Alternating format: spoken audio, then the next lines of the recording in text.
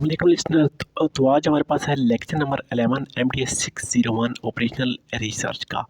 Operational research या operation research इसको क्यों कहते हैं ये आपको मैं ऑलरेडी बता चुका हूँ। ऑपरेशनल रिसर्च इसको यूएस में कहते हैं और यूके में इसको ऑपरेशनल रिसर्च कहते हैं। तो इसका लेक्चर नंबर 11 है। तो लेक्चर नंबर 10 तक हमने इसके PERT मेथड और दूसरे मेथड इसका पढ़ा था, उसका क्या नाम था, उसका नाम अभी मेरे माइंड में नहीं आ रहा।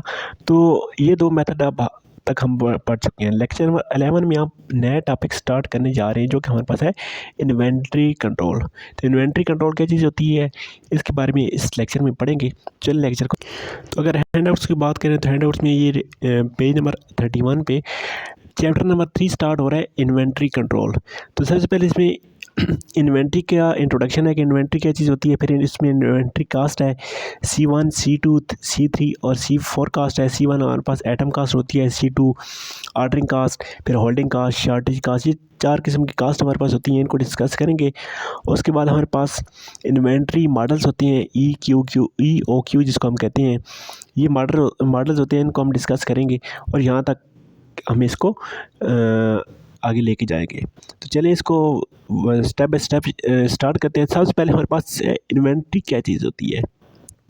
तो इन्वेंट्री हमारे पास एक किस्म का स्टॉक होता है, तो स्टॉक को हम इन्वेंट्री कह सकते हैं। ठीक है, किसी भी चीज़ को बनाने के लिए रॉ मटेरियल या जो हमारे पास प्रोडक्ट बनी होती है उसकी जो हमारे पास स्टॉक होता है उसको हम इन्वेंट्री कहते हैं। तो इन्वेंट्री की डेफिनेशन यहाँ पे देखें। Physical stock of item held in any business for the production or sales। Again से मैं रिपीट करता हूँ, physical stock of items held in any business for the production of sales. तो फिजिकल स्टॉक से क्या मतलब है? फिजिकल स्टॉक से मतलब है कि आपके पास चीज़ें कुछ पड़ी हुई हैं, ठीक है, जो कि फिजिकली पड़ी हुई हैं, ठीक है, ना कि आपके पास ये नहीं कि आपके पास लैपटॉप या कंप्यूटर में पड़ी हुई है, ये आपके पास फिजिकली चीज़ें पड़ी हुई हैं, स्टॉक है आपके पास, ठीक है। किसी भी बिजनेस में किसी भी फिजिकल चीज़ का पड़ा होना जो कि प्रोडक्शन के लिए हो या सेल्स के लिए हो। प्रोडक्शन के लिए क्या मतलब कि आपके पास हो सकता है रॉ मटेरियल हो, आपने एक कोई चीज़ बनानी है, तो उस चीज़ के लिए आपके पास जितनी भी आइटम इस्तेमाल हो सकते हैं, आपके पास वो आइटम्स पड़े हो तो उसको हम रॉ मटेरियल कहेंगे। अगर वही आइटम तैयार होकर पड़ी हुई है तो उसको हम फर्निश्ड चीज़ कहेंगे। तो इसलिए यहाँ पे हमारे पास इन्वेंट्री की दो टाइप्स हैं। टाइप्स ऑफ इन्वेंट्री हमारे पास क्या है जी, एक हमारे पास है फर्निश्ड प्रोडक्ट और दूसरा हमारे पास है रॉ मटेरियल इन प्रोग्रेस। तो फिनिश्ड प्रोडक्ट कौन से प्रोडक्ट होते हैं? जो हमारे पास ऑलरेडी तैयार करके हमने रखे होते हैं किसी को भेजने के लिए या सेल्स करने के लिए, उसको हम कहते हैं फिनिश्ड प्रोडक्ट। और रॉ मटेरियल कौन सी चीज़ होती है जिससे हम वही प्रोडक्ट बना रहे होते हैं, और जो रॉ मटेरियल का स्टॉक हम कहते हैं वो चीज़ बनाने के लिए उसको हम रॉ मटेरियल स्टॉक कहते हैं। नेक्स्ट देखिए हमारे पास इन्वेंट्री प्लानिंग क्या चीज़ होती है। अब हमारे पास मेन टॉपिक स्टार्ट हो गया कि इन्वेंट्री प्लानिंग होती क्या है जी। Determining of the type and quantity of inventory items that would be required at future points for maintaining schedules। तो परेशान आप नहीं होना कि ये क्या चीज़ लिखी हुई है। इसमें इसका सादा सी मतलब ये है कि आपके पास उन चीज़ों का स्टॉक उस वक्त मौजूद हो जब वो चीज़ें ज़रूरत होंगी। फॉर एग्ज़ाम्पल आप एक गाड़ी प्रोड्यूस कर रहे हैं, तो जब आप गाड़ी प्रोड्यूस कर रहे हैं जिस वक्त गाड़ी में इंजन लगाना है तो आपके पास इंजन मौजूद होना चाहिए। जब आपने उसमें टायर लगाने हैं तो आपके पास टायर मौजूद होने चाहिए, ठीक है। तो इन्वेंट्री प्लानिंग का यही मतलब है कि आपके पास वो चीज़ उस वक्त मौजूद हो जब आपको ज़रूरत हो उसमें। Determining the type and quantity of inventory items that would be required at future points for maintaining schedule। कि आपके पास कितनी इन्वेंट्री होगी, कितना स्टॉक होगा किसी चीज़ का, ये आपके पास सारी इन्वेंट्री प्लानिंग कहलाती है। नेक्स्ट हमारे पास है इन्वेंट्री कंट्रोल। इन्वेंट्री कंट्रोल क्या चीज़ होती है? Primary concern with inventory cost control, कि हम जो भी इन्वेंट्री स्टॉक करने लगे हैं, फर्ज आप गाड़ी बना रहे हैं तो आपके पास आप ये नहीं कि आप टायर्स का स्टॉक इकट्ठा कर लें कि हमें ज़रूरत आएंगे, तो इस चीज़ की तरफ नहीं जाना कि ये ना हो कि आप सारे टायर ही ले आएँ और आपके पास रखने के लिए जगह ना हो, ठीक है। या ये ना हो आप सारे टायर ही लें और आपके पास पैसे ना बचें, आप कोई और चीज़ ख़रीद ही ना सकें या मज़दूरों को पे ही ना कर सकें। या ये ना हो कि आप सारे इंजन ही ख़रीद लाएँ तो आपके पास मज़दूरों को देने के लिए पैसे ना हो। तो इस चीज़ को, सारी प्लानिंग को हम कहते हैं इन्वेंट्री कंट्रोल, कि कौन सी चीज़ कितनी ख़रीदनी है, इसको हम कहते हैं इन्वेंट्री कंट्रोल। तो यहाँ पे हमारे पास दो किस्म के क्वेश्चन हैं, हाउ मच टू स्टॉक और हाउ मच टू बाय, यानी कि कितना स्टॉक करना है या कितना ख़रीदना है। हाउ मच टू बाय और व्हेन टू बाय, कितना ख़रीदना है और कब ख़रीदना है, ठीक है। ये हमारे पास दो किस्म के क्वेश्चन हैं। तो सबसे पहले क्वेश्चन का हम देखते हैं कि हमने कितना स्टॉक रखना है। तो इसके लिए हमारे पास एक तो इस पैसा होना चाहिए कि हमारे पास कितना पैसा होगा कि हम उस चीज़ का स्टॉक रख सकते हैं, ठीक है। और सेकंड ये चीज़ बात है कि हो सकता है वो चीज़ एक्सपायर ना हो, जब तक हमने इस्तेमाल करना है हमने इस चीज़ को भी माइंड में रखना है कि जो हम स्टॉक करने लगे हैं वो एक्सपायर भी ना हो। और थर्ड बात ये कि हमारे पास इतना पैसा भी होना चाहिए उसको बाय करने के लिए। सेकंड क्वेश्चन देखिए, हाउ ऑफ्टन टू बाय और व्हेन टू बाय, कि कौन सी चीज़ कब ख़रीदनी है, ठीक है। कौन सी चीज़ कब ख़रीदनी है, जो चीज़ हमें पहले ज़रूरत होगी वो हम पहले ख़रीदेंगे, जो चीज़ हमें बाद में ज़रूरत होगी वो बाद में ख़रीदेंगे। हो सकता है आपके पास प्लानिंग ऐसी बन रही हो कि आपके पास जो पीछे से फ़ंड आना है वो फ़ंड आपके पास बाय पार्ट्स आ रहा हो, ठीक है। तो आपको जो चीज़ पहले ज़रूरत होगी आप वो चीज़ पहले ख़रीदेंगे, क्योंकि आपके पास फ़ंड इतना आ रहा है, और जो चीज़ बाद में ज़रूरत होगी उसको बाद में ख़रीदेंगे। तो इन दोनों क्वेश्चन का आंसर हमारे पास है इकोनॉमिकल ऑर्डर क्वांटिटी मॉडल या economical batch large size mode. तो ये दो मॉडल हैं हमारे पास जो इन दोनों क्वेश्चन की आंसर देते हैं। तो नेक्स्ट हमारे पास है जी इन्वेंट्री कास्ट। इन्वेंट्री कास्ट हमारे पास चार किस्म की होती हैं। सबसे पहले हमारे पास आइटम कास्ट, जिसको हम C1 बोलते हैं, आइटम ऑर्डरिंग कास्ट, जिसको हम C2 बोलते हैं, उसके बाद आइटम होल्डिंग कास्ट, ठीक है। उसके बाद हमारे पास है शॉर्टेज कास्ट, ठीक है। शॉर्टेज कास्ट C1 इसको बोलते हैं। सबसे पहले हम C1 को डिस्कस करते हैं, आइटम कास्ट। तो आइटम कास्ट क्या चीज़ होती है, this is the cost of item whether it is manufactured और परचेज्ड, कि किसी भी आइटम की वो कास्ट जिससे आप वो चीज़ ख़रीद सकें या बना सकें। फॉर एग्ज़ाम्पल आप मोबाइल ख़रीदते हैं या ख़ुद प्रिपेयर करते हैं तो उसके ऊपर जितना भी ख़र्चा आएगा उसको हम कहते हैं आइटम कास्ट या C1 cost. If it is manufactured it includes such item as direct material and labour. तो अगर आप इसको ख़ुद बनाते हैं तो इसमें जितने आइटम इस्तेमाल होंगे और जितनी लेबर इस्तेमाल होगी ये सारी आपने इसमें कास्ट शामिल करनी है। Direct material, labour, overhead expense या इसके ऊपर जो भी एक्सपेंसेस इस्तेमाल होंगे वो चीज़ सारी आपने इंक्लूड करनी है।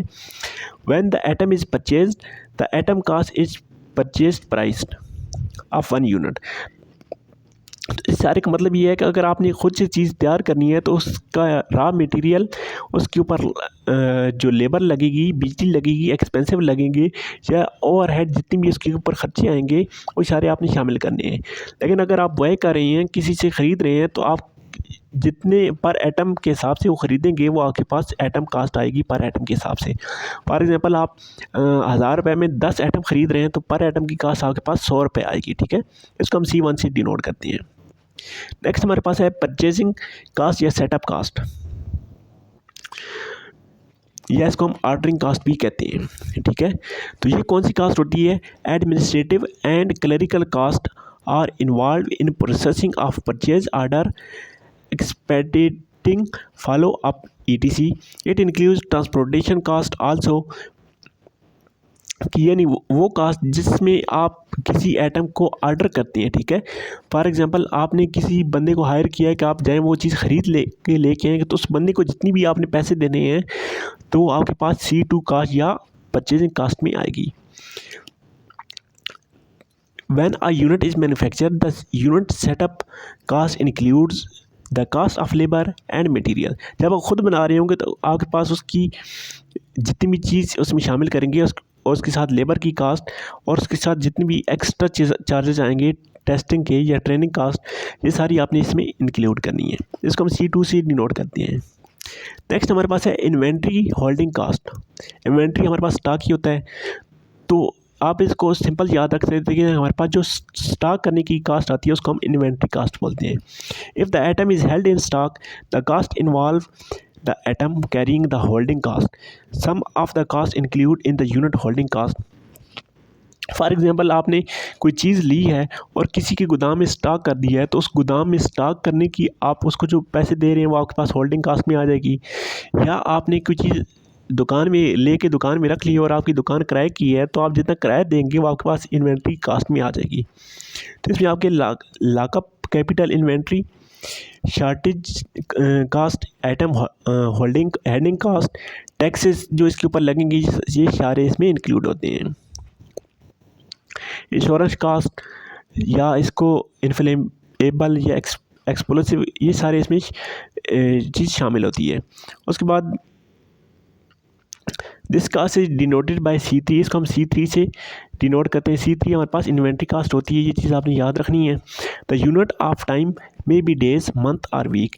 तो इसका हम कैसे कैलकुलेट करेंगे कि हो सकता है आपके पास वो चीज़ महीनों पड़ी रहे, सालों पड़ी रहे या हफ्तों पड़ी रहे, तो उस हिसाब से हम इसकी कास्ट कंटिन्यू करते हैं।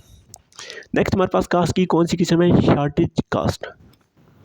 तो पहली वाली 3 कास्ट तो आपने इजीली अंडरस्टैंड कर ली होंगी। शॉर्टेज कास्ट थोड़ी सी डिफरेंस है। The shortage cost is due to delay in satisfying demand. For example आपके पास एक दुकान है और आप उसमें कोई चीज़ सेल करते हैं, तो आपके पास जब एक पक्का कस्टमर आता है और वो कोई चीज़ आपसे पता करता है, फॉर एग्जांपल आपसे वो पता करता है कि आपके पास लैपटॉप है या नहीं, तो आपके पास जब लैपटॉप शॉर्ट होगा तो वो कस्टमर आपसे चला जाएगा। तो इसको कहते हैं हम शॉर्टेज कास्ट, क्योंकि आपके पास वो लैपटॉप शॉर्ट था और इस वजह से आपको ये कास्ट आई है। तो आपके पास अगर लैपटॉप मौजूद होता, शॉर्ट ना होता, तो आपको ये कास्ट ना पड़ती। Shortage cost is not consider the opportunity cost और cost of lost sales. The unit shortage cost include such item as, तो इसमें कौन कौन सी चीज़ शामिल होती हैं? Overtime requirement due to shortage. For example आप कोई चीज़ खुद से प्रिपेयर करें और शॉर्टेज हो गई है, तो आप लेबर को जितना ओवर टाइम देंगे वो इसमें शामिल होगी। Creditor and administrative expensive, creditor जो इसमें कास्ट शामिल होगी। Cost of expediting, loss of goodwill of customer due to delay, customer की जो गुडविल होगी वो आपकी इसमें शामिल होगी। स्पेशल हैंडलिंग, स्पेशल पैकिंग आपकी जो शामिल होगी। लास्ट प्रोडक्शन टाइम, तो ये सारी इसमें शामिल होंगी। तो ये 3-4 किस्म की कास्ट थी। C1 हमारे पास कास्ट थी आइटम कास्ट, C2 हमारे पास थी कास्ट परचेजिंग कास्ट, C3 हमारे पास इन्वेंट्री कास्ट या कास्ट थी, C4 हमारे पास शॉर्टेज कास्ट थी। तो ये 4 किस्म की कास्ट हमने पढ़ ली। यहाँ पर हमारे पास है इन्वेंट्री मॉडल, EOQ मॉडल, तो इन्वेंट्री कंट्रोल मॉडल। EOQ किसको कहते हैं? Inventory control model can be broadly सेटिफाई इन 2 कैटेगरी, जिसको 2 कैटेगरी में हम तकसीम करते हैं। डिटर्मिनिस्टिक इन्वेंट्री प्रॉब्लम और प्रोबेबिलिस्टिक और stochastic inventory problems. In the deterministic type of inventory control, the parameter like demand, ordering quantity, cost, etc. are already known, या आप पहले पता होते हैं, or have been accelerated and there is no uncertainty. In the stochastic inventory control, the uncertain aspects are taken into account. तो यहाँ भी क्या करें? First let's us consider the inventory control of determining type. We will discuss 4 EOQ models. तो हम 4 किस्म के models देखेंगे। The first one known Williams inventory model, ठीक है। तो हमारे पास पहले 4 किस्म के मॉडल देखें जी, जिसमें हमारे पास सबसे पहले विलियंस इन्वेंट्री मॉडल है, Wilson inventory model. Wilson inventory model हमारे पास क्या कहता है? इस मॉडल में हमारे पास purchasing model with no shortage, तो इस मॉडल में हमारे पास शॉर्टेज नहीं होनी चाहिए, ठीक है। The following assumption are made in deriving the formula for economic order quantity: demand D at a constant rate, replacement of atom is instantaneous, lead time is zero, यानी कि आपके पास जितनी भी डिमांड है ना वो आपके पास कांस्टेंट होनी चाहिए। आपको पता होना चाहिए कि इस महीने में कितनी डिमांड होगी, नेक्स्ट महीने में कितनी डिमांड होगी, यानी कि हर एक कांस्टेंट हिसाब से चलना चाहिए। आपके पास हर महीने में एक कांस्टेंट डिमांड होनी चाहिए। The cost effectiveness C1, C2 and C3 are constant. C1, C2 और C3 आपके पास कांस्टेंट होनी चाहिए, ठीक है। आपके पास परचेजिंग कास्ट और उसके बाद आइटम कास्ट और C3 कास्ट, ये तीन आपके पास कांस्टेंट होनी चाहिए। देयर इज़ नो शॉर्टेज और C4, तो शॉर्टेज आपके पास नहीं होनी चाहिए, C4 आपके पास ज़ीरो होना चाहिए। तो इसका ये वाला ग्राफ बनेगा, तो यहाँ पे ये वाला लाइन आपको टाइम को रिप्रेजेंट कर रही है, ये वाला टाइम आपके पास क्वांटिटी को ज़ाहिर कर रही है। फॉर एग्जांपल पहले दिन आपके पास इसकी क्वांटिटी इतनी है, तो जैसे जैसे चीज़ बिकती जाती है इसकी क्वांटिटी कम होती जाती है। जैसे इसकी क्वांटिटी ज़ीरो पे पहुँचने लगती है आपके पास इसका नया स्टॉक आ जाता है और आपके पास इसकी क्वांटिटी यहाँ पे फिर पहुँच जाती है। फिर ये बिकते बिकते यहाँ पे आते हुए जैसे ही ज़ीरो पे पहुँचने लगती है आपके पास अगेन इसका स्टॉक आ जाता है, यानी कि आप ये चीज़ ख़त्म होने से पहले ही वक्त पे ऑर्डर दे देते हैं और आपके पास अगेन स्टॉक आ जाता है। तो आपके पास ये इस किस्म का ग्राफ बनेगा। तो इस किस्म की जो हमारे पास मॉडल होता है इसको हम विलियंस इन्वेंट्री मॉडल्स कहते हैं। तो आपने यहाँ पे याद रखने वाली बात क्या है, आपके पास विलियंस इन्वेंट्री मॉडल में आपने याद रखना है कि आपके पास C1, C2 और C3 जो है वो कांस्टेंट होंगी और C4 इक्वल टू ज़ीरो होगा। तो हैंड आउट्स पे देखें, हैंड आउट्स पे वही चीज़ लिखी हुई है, ठीक है। कास्ट है, कास्ट क्यों आती है, ये सारी चीज़ें यहाँ पे लिखी हुई हैं। और उसके बाद EUQ मॉडल वही आपको यहाँ पे डिफ़ाइन किया गया है।